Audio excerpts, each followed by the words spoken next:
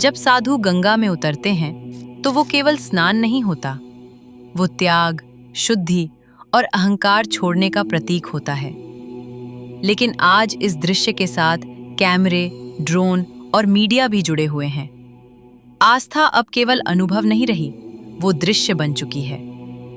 सवाल ये है कि क्या शाही स्नान का अर्थ बदल रहा है या वो समय के साथ बस एक नया रूप ले रहा है। कुंभ केवल साधुओं का आयोजन नहीं है, ये उस माँ का कुंभ है जो अपने बीमार बेटे के लिए मन्नत लेकर आई है। ये उस किसान का कुंभ है जो कर्ज से मुक्ति चाहता है। ये उस युवा का कुंभ है जो जीवन का अर्थ खोज रहा है। लोग यहाँ पाप धोने नहीं आते, वे उम्मीदें धोने आते हैं।